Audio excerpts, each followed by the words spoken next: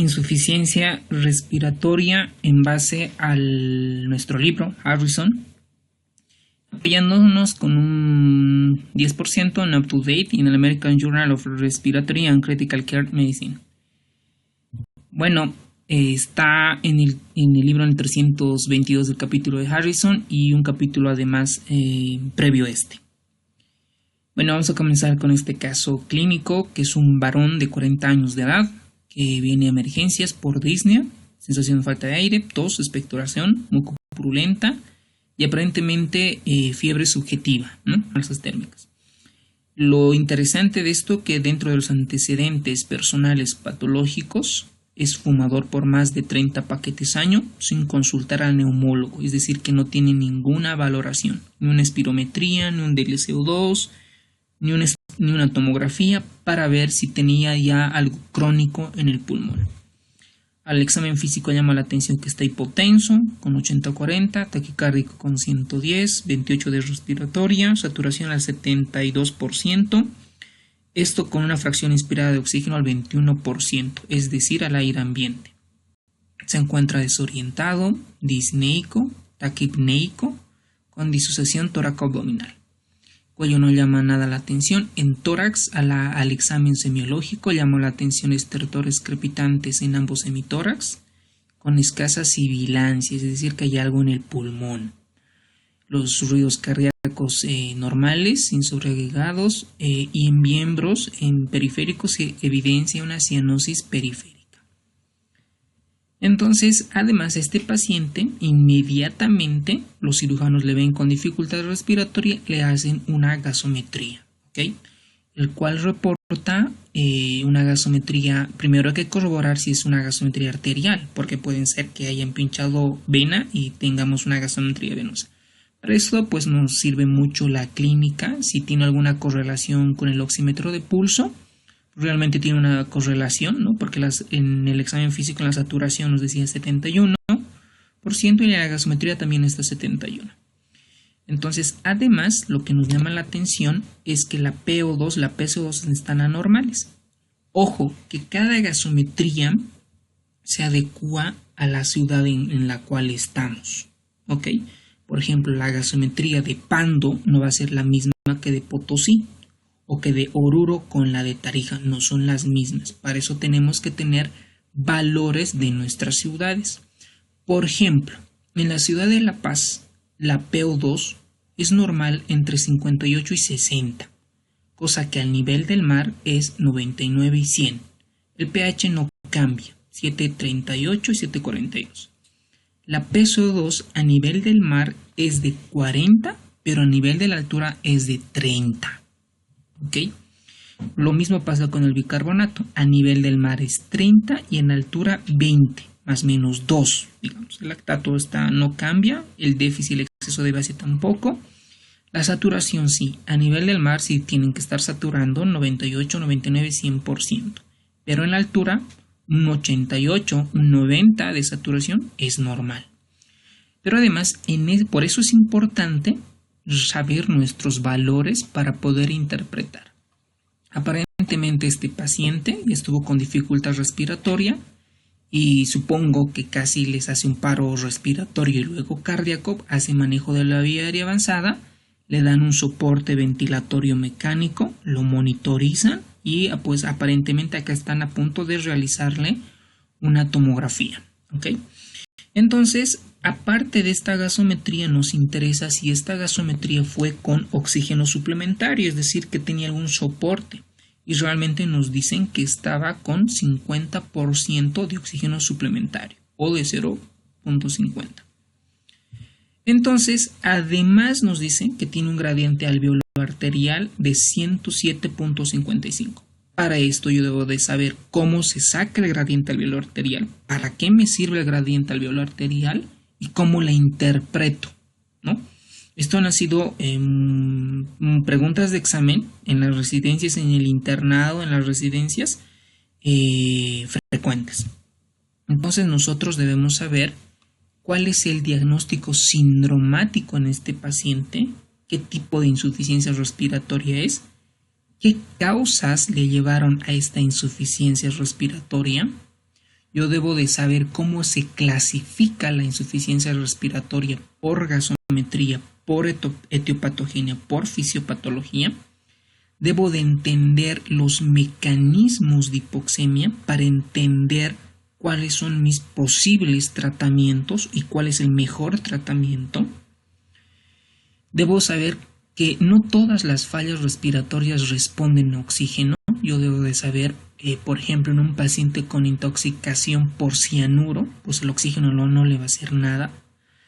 Si un paciente que está por un mecanismo de shunt intrapulmonar, lo mismo, debo saber cuáles van a responder a oxígeno. Y en la radiografía en este paciente, ¿qué voy a encontrar? ¿Okay? Si este paciente estuviera con síndrome de distrés respiratorio agudo, que es la forma más severa de hipoxemia, yo debo de saber los criterios de diagnóstico y debo saber cuáles son las causas y su manejo. De manera superficial, porque para eso existe la especialidad de medicina crítica y terapia intensiva. Por lo tanto, yo debo saber qué es la insuficiencia respiratoria como concepto. Entonces, a medida que vayamos pasando las diapositivas, vamos a ir respondiendo las preguntas que nos hemos planteado. La insuficiencia respiratoria no es nada más que el compromiso pulmonar, ¿ok?, que se ve afectada por causas pulmonares o extrapulmonares que básicamente impiden la adecuada captación de oxígeno y la eliminación de CO2. Que esto debe manifestarse en una gasometría por una PO2 menos de 60 y una PCO2 más de 40. ¿Okay? Cuando el emergenciólogo, el internista, el cirujano, el anestesiólogo o cualquier médico, cuando lo vemos al paciente, clínicamente le decimos que está con dificultad respiratoria. ¿Cómo yo me voy a dar de cuenta? Me voy a dar de cuenta si está con tiraje, cornaje, frecuencias respiratorias de 40, no sé, es decir, más de 30, que tenga una disociación tóraco-abdominal, que esté con estridor. Cualquiera de esos datos clínicos me dicen que está con dificultad respiratoria. Cuando a esta dificultad respiratoria le hago una gasometría arterial y corroboro estos valores, podría decir que es una insuficiencia respiratoria. Por lo tanto, aquí me interesa saber qué es el suministro de oxígeno. En realidad, la disponibilidad de oxígeno. Recordemos que la disponibilidad de oxígeno depende de la cantidad de oxígeno arterial por el gasto cardíaco. Y la cantidad de oxígeno arterial tiene una fórmula que depende del oxígeno libre, de la hemoglobina y de otras variables. Eso es la disponibilidad de oxígeno. La otra variable es el consumo de oxígeno. No es nada más que la velocidad con la que se extrae el oxígeno por los tejidos. ¿Okay? Entonces acá hay unas fórmulas de disponibilidad de oxígeno y de consumo de oxígeno. La hipoxemia no es nada más que el oxígeno bajo en la sangre, hemia, ¿okay? Mientras que la hipoxia es cuando el oxígeno es inadecuado para el cuerpo, esto denominado hipoxia general, o para un tejido específico denominada hipoxia tisular. Otro concepto básico que nosotros debemos entender es el gradiente alveolo arterial. ¿Okay? No es nada más que la diferencia entre el gas alveolar con el gas medido en la sangre. Para esto entramos a la ecuación del gas alveolar, donde la presión alveolar de oxígeno sacamos mediante esta fórmula. La FiO2, que es la fracción inspirada de oxígeno, es decir, cuánto de oxígeno yo lo estoy aportando, o si no lo estoy aportando nada, solo al medio ambiente, que es del 21% o 0,21. Que además esto lo debemos multiplicar por la presión atmosférica, que al nivel del mar es 760, menos la presión vapor de agua, que es 47, y esto se mantiene aparentemente constante. Menos la PCO2 arterial, que esto podemos obtener por la gasometría arterial, dividida entre el coeficiente respiratorio, que es de 0,8. Si hacemos una aritmética, de estas nos va a salir 149.73 y de estos 50. Por eso es que en el alveolo, cuando inspiramos a nivel del mar, tendremos 99.73. Cuando esto pasa al capilar alveolar, vamos a encontrar lo mismo, que la sangre arterial, es decir, la sangre oxigenada, va a tener una presión arterial de oxígeno de 99.73. Pero esto cambia de manera drástica cuando se van cambiando la altura y la presión barométrica. Por ejemplo, la presión alveolar de oxígeno y la presión arterial de oxígeno no es lo mismo que en Puerto Suárez que en Patacamaya. ¿Ok? Esto va a cambiar. No es lo mismo que en Beni, que en Oruro o en Potosí. Por lo tanto, en esta gasometría arterial, por ejemplo, es de la ciudad de La Paz, para eso yo debo de averiguar cuánto está la presión barométrica y con cuánto de FiO2 está esa gasometría. Si nosotros vamos a recordar la gasometría, estamos en la ciudad de La Paz, más o menos a 3.600 metros de nivel sobre el nivel del mar, y tiene una presión barométrica. Pero acá lo que me interesa es saber es con cuánto de oxígeno suplementario esta gasometría. Está con 50% o 0.50. Entonces acá lo que vamos a ver es que la FiO2 está en 0.50, la presión barométrica a nivel de La Paz es 495, se mantiene constante la presión vapor de agua y debo de saber cuánto está mi PCO2 arterial. Entonces verifico, está en 55. Entonces comienzo a poner mis variables y hago una aritmética y mi presión alveolar de oxígeno está en 155.25. Pero es que mi paciente en su PO2 tiene 48. Entonces hago la relación, la diferencia entre estas dos, entre el alveolo y la parte arterial. Mi gradiente alveolo arterial es de 107.25, como nos muestran en la gasometría. Entonces, sabiendo que este gradiente alveolo arterial es menos de 30, yo puedo decir que está recontra alto, que este paciente no está normal y está muy enfermo. Entonces, para el gradiente alveolo arterial de oxígeno, el valor normal para un adulto es de hasta 20 milímetros de mercurio. Pero en personas ancianas puede ser hasta 30 esta diferencia. ¿Okay? Tanto el shunt como las alteraciones de ventilación-perfusión producen un aumento del gradiente alveolo arterial que lo vamos a ver a mayor detalle en las demás presentaciones. La fórmula para calcular el gradiente alveolo arterial esperado para un paciente, por ejemplo, para un paciente que tenga 30 años, yo debo saber cuánto es su valor aproximado del gradiente alveolo arterial. Para eso existen fórmulas como esto, la edad dividida entre 4 más 4. Aunque hay otros autores usan esta fórmula, que es la edad por 0,21 más 2,5. Ambas dan valores casi similares para el gradiente alveolo arterial de oxígeno. Entonces, a la falla respiratoria, pues puede llevar un montón de enfermedades, ¿no? Por eso es que a nosotros los médicos nos consultan por muchas causas, ¿no? Por ejemplo, las alteraciones de la vía aérea superior, tanto el asma, cuerpos extraños, obstrucción de la vía aérea, tumores, malasias, cualquier obstrucción a este nivel me va a llevar a la falla respiratoria. Lo mismo pasa cuando se compromete el parénquima pulmonar, porque el intersticio está lleno de líquido por un edema pulmonar, o porque el alveolo está lleno de moco, porque tiene neumonía, o porque se ha broncoaspirado, pues estaba muy borracho, se ha broncoaspirado, o porque esta neumonía ha causado un síndrome de distrés respiratorio agudo, o porque la pancreatitis de manera indirecta dañó al pulmón. Entonces aquí existe un compromiso pulmonar.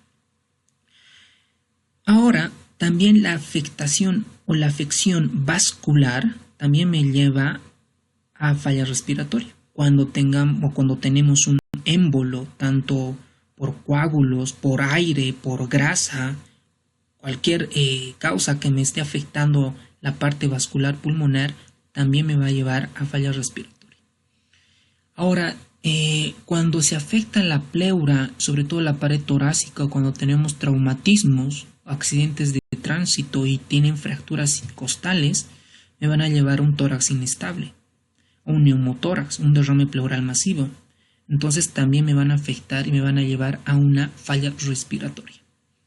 Ahora tenemos otras causas, por ejemplo, cuando el impulso, el drive inspiratorio se encuentra afectado por sedantes, por anestésicos, por infección, por una meningitis, encefalitis, por un evento vasculocerebral isquémico, hemorrágico, traumatismo, cualquier causa que me dañe mi estímulo inspiratorio me va a llevar a falla respiratoria. ¿Okay? Lo mismo pasa con las enfermedades neuromusculares. Un síndrome de Guillain-Barré porque no tiene capacidad inspiratoria máxima suficiente, cuando el botulismo, miastenia gravis, poliomielitis, lesión medular, ictus, cualquier otra causa que me afecte los músculos respiratorios, sobre todo los inspiratorios, como es el diafragma, o los músculos intercostales externos, también me van a llevar a falla respiratoria. Como ustedes verán, las causas es muchas. Ahora, en cuanto a la clasificación de la falla respiratoria, hay por gasometría, etiopatogenia y fisiopatología, ¿no? Entonces ustedes ya estarán respondiendo las preguntas que tenemos desde un inicio. Por gasometría, básicamente podemos tener tres: la hipoxémica, la hipercápnica y la mixta, ¿no? Es cuando una gasometría tú tienes hipoxemia con hipercapnia, una insuficiencia respiratoria mixta por gasometría. Por etiopatogenia, podemos tener una falla respiratoria aguda, una crónica, por ejemplo un EPOC, un paciente con obstrucción crónica, y que esta crónica pueda reagudizarse, es decir, un EPOC reagudizado o exacerbado, o un asma descontrolada. Bueno, eso es por la etiopatogenia. Por la fisiopatología, esto es yo creo que la clasificación más importante. La 1 es la hipoxémica. La 2 la hipercápnica, pero en la 3 y 4, por fisiopatología, la 3 es la posoperatorio o la que se maneja en el perioperatorio cuando extubamos al paciente, pues el pulmón se colapsa, ¿no? Por la presión negativa que se realiza en ese momento. Entonces se crea una telectasia posobstructiva y me lleva a la falla respiratoria tipo 3. Además, debemos recordar que la telectasia, hay atelectasia pasiva y atelectasias posobstructivas. La pasiva es por un derrame pleural masivo que me lleva a una atelectasia, y por atelectasia obstructiva es cuando, pues, por un moco o por unas presiones mal manejadas, hace que ese pulmón se colapse. El tipo 4 es cuando los músculos respiratorios normalmente el gasto cardíaco es de entre 3 y el 5%, es el consumo de oxígeno, pero cuando en un contexto de choque de cualquier causa me lleven a la hipoperfusión tisular que afecte los músculos respiratorios inspiratorios, el gasto cardíaco podría aumentar más del 40% y llevar a una insuficiencia respiratoria tipo 4. Entonces, normalmente las fallas respiratorias no suelen ser de unas, ¿no? Pueden ser mixtas. Y con relación a los mecanismos de hipoxemia, vamos a ver y creo que son, de acá podrían sacar las mayor cantidad de preguntas para poder un poco discernir, es decir, obtener preguntas difíciles o creo un poco complicadas para poder entender los mecanismos de hipoxemia.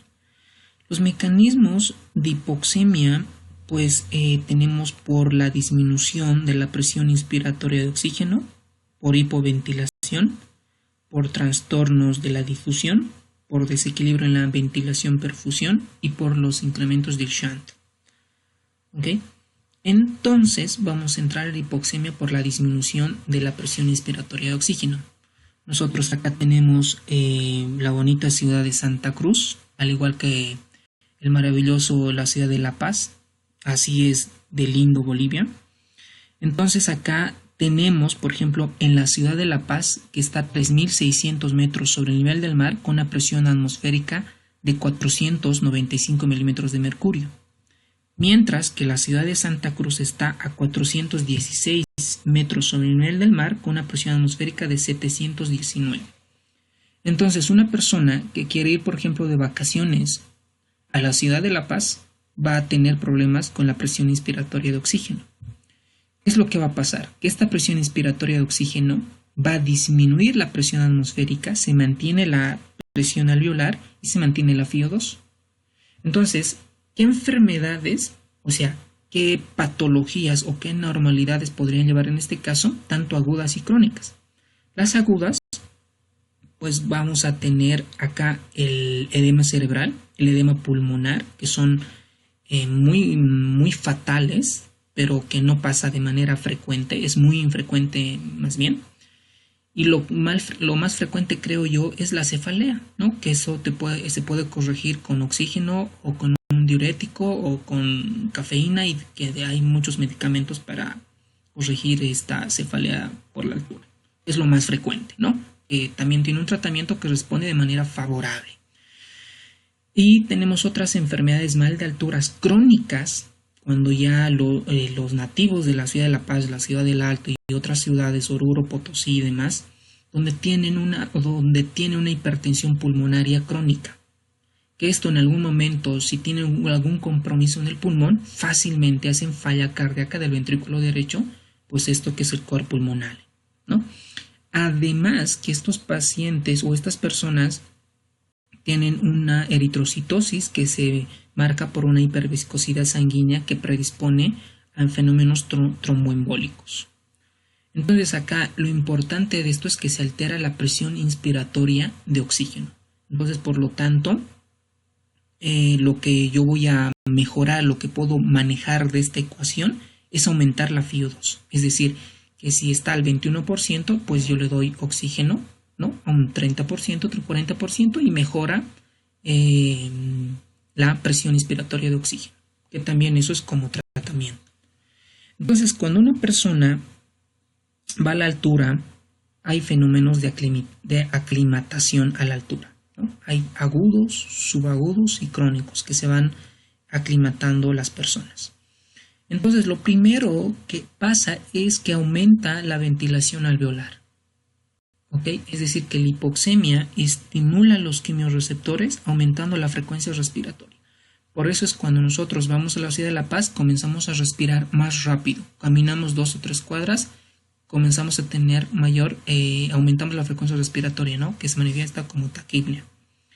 A esto, de manera crónica, es decir, de un pasado horas, días, hasta meses, esta hipoxemia estimula a las células renales para que produzcan la eritropoyetina. Esta eritropoyetina va a estimular a las colonias, a las células madres formadoras de eritrocitos. Por lo tanto, aumenta la cantidad de hemoglobina. ¿Okay? Que esto, que se hace de manera crónica y sale de forma exagerada, pues vendrá a ser la eritrocitosis de altura, ¿no? Que cuando aumenta crean problemas.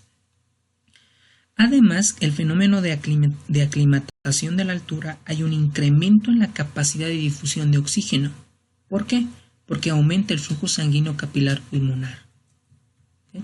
Además, se ha demostrado que existe una angiogénesis por el aumento del número de capilares periféricos como respuesta a la hipoxia tisular. Además, que el mecanismo a nivel mitocondrial hace que las células empleen de forma eficiente el oxígeno local. Es decir, que hay un fenómeno fisiológico, una adaptación muy importante en estas personas. Las enfermedades ya las mencionamos, y el tratamiento, si alguien tiene un edema pulmonar, edema cerebral, pues el tratamiento es básicamente oxígeno. ¿Okay? Pues hay unas guías específicas para el manejo de estas enfermedades, donde involucra a los calcioantagonistas, cama hiperbáricas, comienzan a haber diuréticos, morfina y demás. Cada tratamiento pues es un tema aparte que ya lo vamos a ver en que tenemos un tema específico, los mal de altura, y ahí los vamos a explicar de manera detallada. Entonces acá tenemos, por ejemplo, un esquema donde que es un simulador, donde, por ejemplo, tenemos la misma cantidad de la fracción inspirada de oxígeno del 21, pero la altura lo subimos a 5000. ¿Okay? Digamos que este paciente está escalando montañas.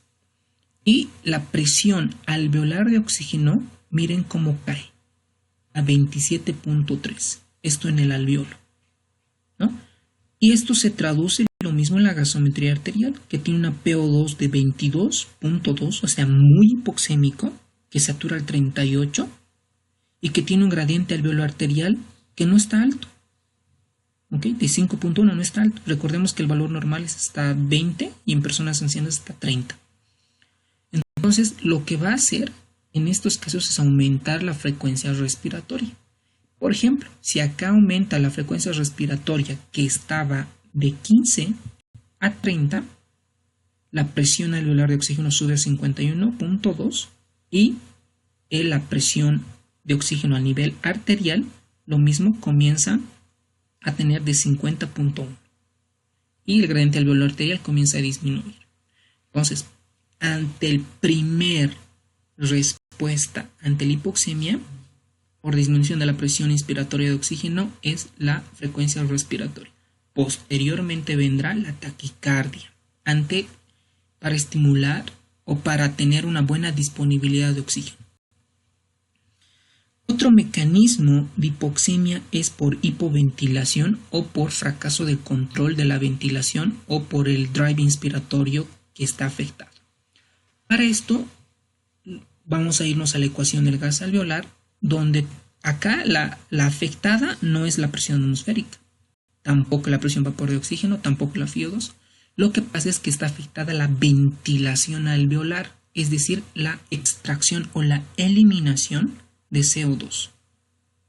Entonces acá lo que pasa es que aumenta la CO2 porque no elimina el cuerpo, porque tiene una frecuencia respiratoria de 12, el volumen tidal se baja de 500 a 300 o 200, por lo tanto aumenta la PCO2.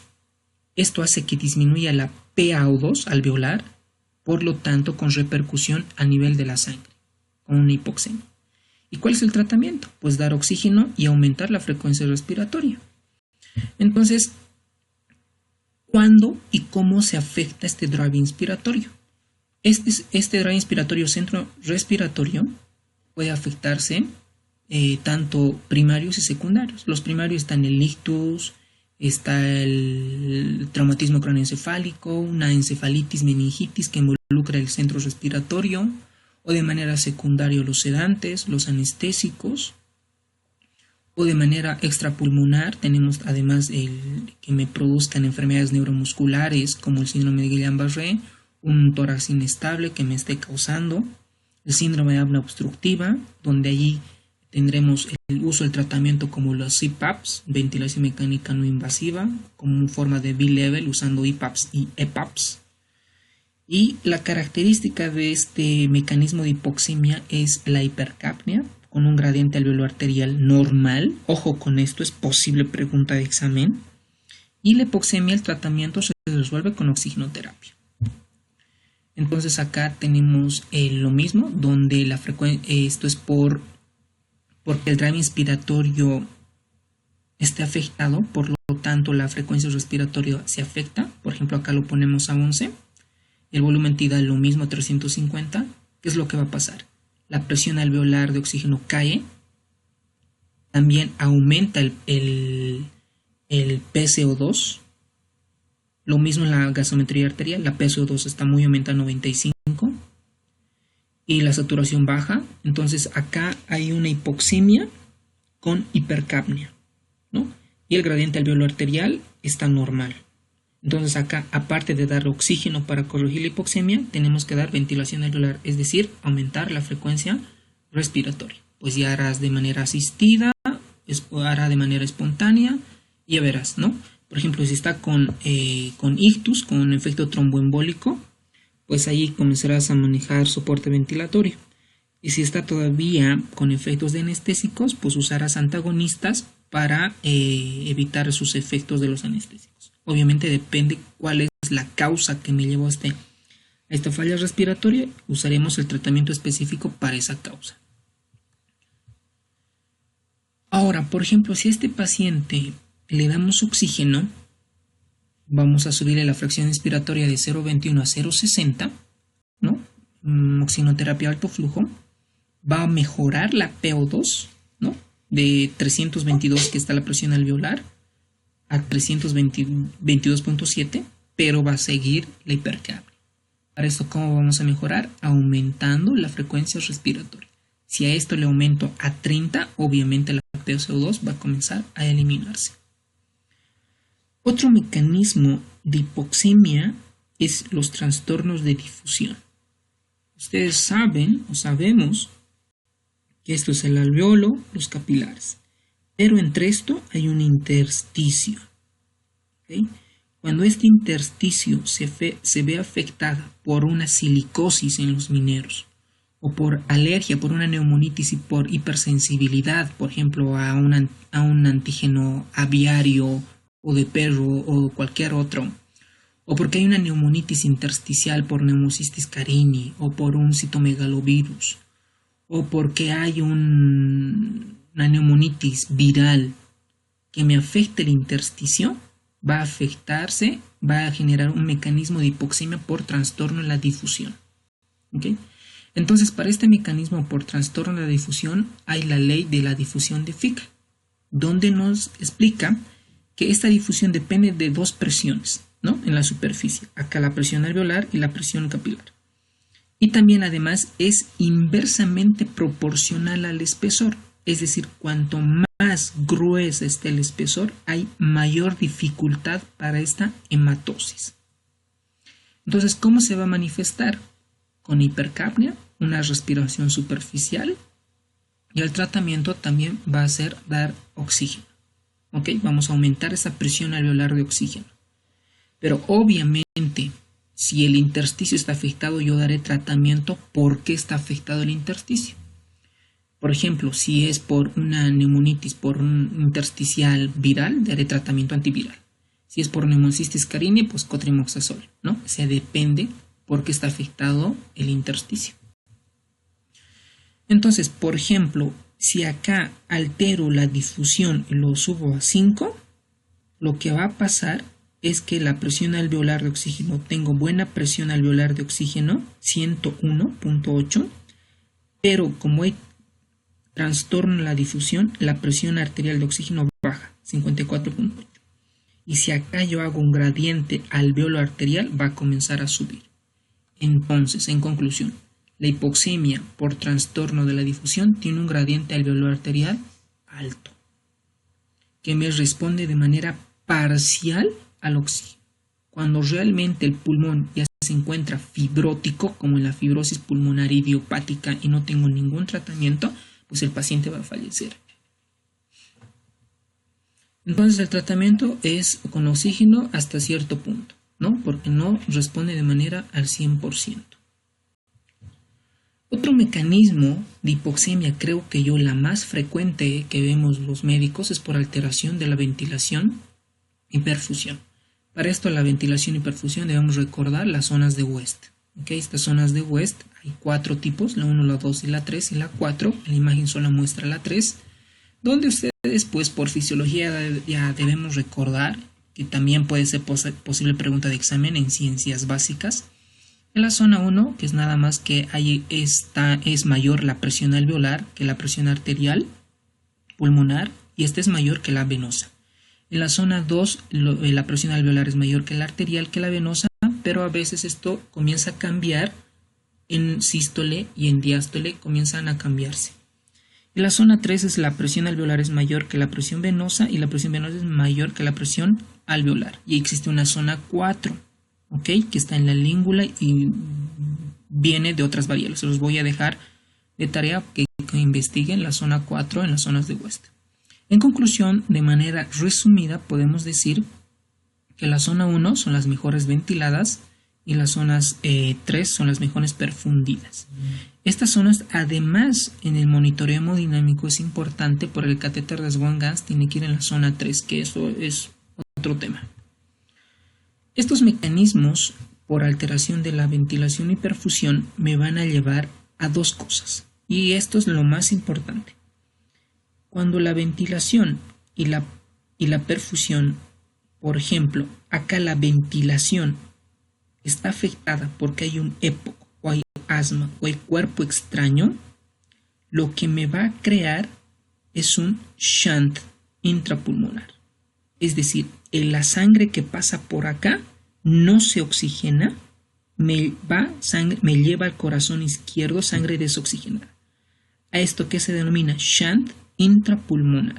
Para eso existen fórmulas sofisticadas para sacar el shunt intrapulmonar. Fórmulas. Pero además, para llevar a la práctica clínica necesitamos un catéter de arteria pulmonar donde podamos obtener muestras y sacar de manera directa el shunt intrapulmonar o de manera indirecta con otras fórmulas que podemos obtenerlas, ¿no? Entonces, ¿qué causas cuando hay alteración de ventilación y perfusión? Esto es cero, ¿no? ¿Y qué problemas tenemos? Asma, EPOC, cuando tengamos ocupado este alveolo por el líquido, un edema pulmonar, cardiogénico, neumonía, distrés, hemorragia alveolar. Esta hemorragia alveolar, pues esto es bien interesante porque vamos a tener una DLCO2 alta, porque va a haber glóbulos rojos dentro del alveolo que me va a llevar mayor facilidad en la hematosis. Por eso es que la DLCO2 alta es casi sinónimo, no es exclusivo, pero me apunta a ser un diagnóstico diferencial de hemorragia alveolar difusa. ¿Okay? Mientras que la ventilación y perfusión, cuando el problema se encuentra en la circulación, por ejemplo, cuando hay un coágulo, tromboembolismo pulmonar, o hay grasa, embolismo por grasa, cuando hay aire, embolismo por aire, me lleva a relación de ventilación-perfusión a un espacio muerto. Es decir, que tengo zonas ventiladas, pero que no están perfundidas. ¿Okay? Esto es un espacio muerto. Entonces acá tenemos un ejemplo en desequilibrio de ventilación y perfusión con BQ1. Por ejemplo, ¿a qué denominamos BQ1? Que normalmente debería de ser. Nosotros, que tú estás viendo, tienes una ventilación BQ1, ¿no? Porque la ventilación es de 0,95 y tu perfusión es de 0,95. Tenemos una presión alveolar de oxígeno de 101, que en la gasometría pues se corrobora con 101. Es decir, esto es lo normal. Pero a medida que vayamos envejeciendo, esta ventilación se ve alterada, ¿ok? Por muchas causas, ¿no? Tenemos una ventilación de 0,46 y una perfusión de 7,5. Acá lo que va a pasar es que mi gradiente alveolo arterial va a aumentar porque yo tengo buena presión es decir, buena presión alveolar de oxígeno de 81,4, pero mi PO2 va a bajar. ¿Ok? Entonces acá mi gradiente alveolo arterial aumenta. Recordando que hasta por lo menos en personas ancianas, un gradiente alveolo arterial de 30 pues es aceptable. Ahora, cuando yo tengo un espacio muerto, mecánico, porque uso humidificador, pasivos o activos, o porque este espacio muerto, que es normalmente menos de 150 y lo elevo a 300, en este ejemplo, lo que va a pasar es que disminuye la presión alveolar de oxígeno, pero además incrementa la presión de CO2 alveolar, que esto se traduce en la gasometría arterial por una PO2 de 65,5 que está casi igual, pero el problema va a ser acá en el espacio muerto, donde tenemos anormalidades. Otro ejemplo de trastornos de hipoxemia, que creo que es participa en muchas enfermedades, es el shunt intrapulmonar. El shunt, recordemos que no es nada más que la fracción de sangre venosa que no participa en el intercambio gaseoso. Para esto de shunt hay una fórmula. ¿Okay? Ahí existe un shunt fisiológico, que es del 2 al 3%, pues esto es por las venas de Tevesio y por las arterias bronquiales que no participan en la hematosis. Pero cuando este shunt intrapulmonar aumenta a 10, 20, 30%, estos van a crear shunts patológicos.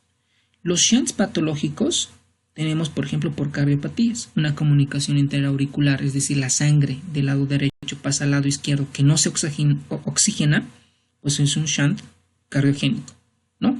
Por eso nosotros decimos, si no responde a oxígeno y a PIPs altas y demás, debemos sospechar en cardiopatías que me estén llevando shunts intrapulmonares muy altos. Pero como estamos acá en insuficiencia respiratoria, vamos a hablar de shunt intrapulmonar. ¿Y qué es lo interesante? De que estos pacientes, cuando llegan a un shunt, no responden a oxígeno. Entonces, para eso llamamos al intensivista para que pueda ver cuál es el mecanismo de hipoxemia y hacer el tratamiento ideal para estos pacientes.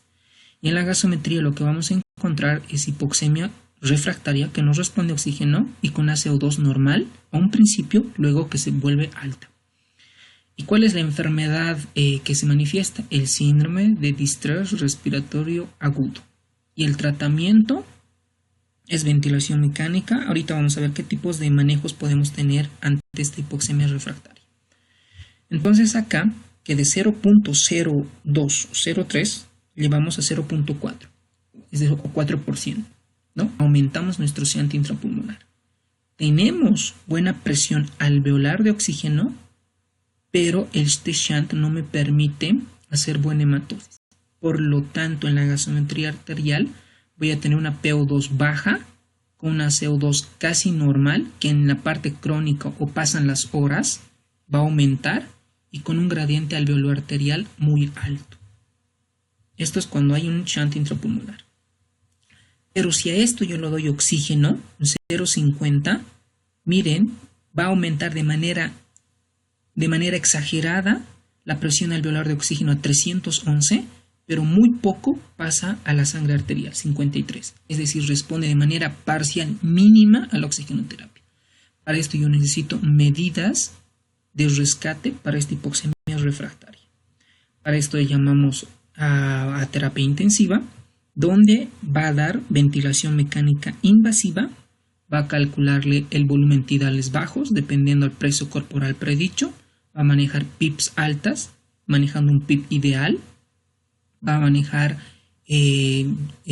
resistencias de la vía aérea, compliances de la pulmonar, va a manejar la monitorización sofisticada en ventilación mecánica, tanto en la curva de volumen tiempo, de flujo tiempo y demás variables, va a manipular los triggers y sensibilidades para llevar a mejor oxigenación.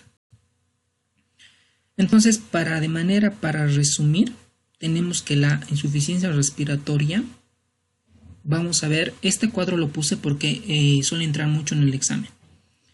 ¿Qué tipo de insuficiencia respiratoria tiene gradiente alveolar arterial normal?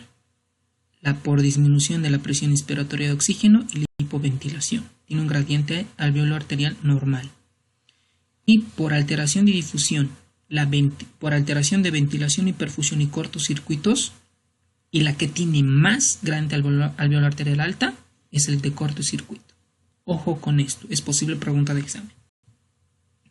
Entonces, ya terminar esta clase, un paciente que viene con insuficiencia respiratoria, hacemos un abordaje, ¿no? Le decimos cuál es la causa, cuál es el mejor tratamiento, etc. Para esto hacemos una gasometría, vemos la clínica, hacemos una gasometría y vemos si está con hipoxemia o hipercapnia o está con las dos. Y si está con hipercapnia, puede ser por hipoventilación alveolar.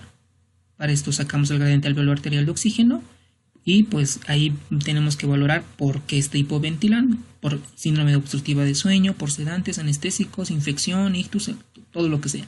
Y le darás un tratamiento para eso. Y si está con hipercapnia y sospechas una alteración de BQ porque tienes un gradiente alveolar arterial alto, entonces ahí pensarás en EPOC exacerbado, asma fatal y otras causas. Y si tienes una hipoxémica y sospechas por shunt, que es esta hipoxemia, pues estarás en un contexto de neumonía, atelectasia. Y si además de esta hipoxemia sospechas por alteración también de BQ, también debes sospechar una enfermedad pulmonar intersticial. Y si tú tienes que está por shunt y alteraciones de ventilación y perfusión que no te responde a oxígeno, Ahí debes entrar a síndrome de distrés respiratorio agudo. Y esto es el resumen. Toda la clase se resume en este cuadro. ¿Ok? La primera causa, habíamos dicho que la hipoxemia es por disminución de la presión inspiratoria de oxígeno. ¿Cuál es el mecanismo? Disminución de la presión inspiratoria de oxígeno que baja en el nivel del alveolo que se traduce en la sangre. ¿Qué enfermedades hay? Los mal de altura, el edema cerebral de altura, el edema pulmonar de altura, todo lo que tenga que ver con eso. ¿Cuál es el tratamiento? Oxígeno, ¿no? Dar oxígeno o si no tienes oxígeno, pues dar cámaras hiperbáricas para que te aumentes la presión barométrica. El segundo, cuando te falla la presión inspiratoria de oxígeno o la hipoventilación alveolar, es que se traduce por un aumento de la tensión de CO2, se reduce el oxígeno alveolar con consiguiente disminución de la PO2. ¿Y qué causas? Todo lo que me tenga que afectar el centro respiratorio. ¿Cuáles? Infección, ictus, traumatismo craneoencefálico, sedantes, anestésicos. ¿Cuál es el tratamiento? Depende de la causa. Principalmente voy a dar oxígeno, voy a comenzar a restaurar la ventilación, es decir, aumentar frecuencia respiratoria para eliminar ese PCO2 alto.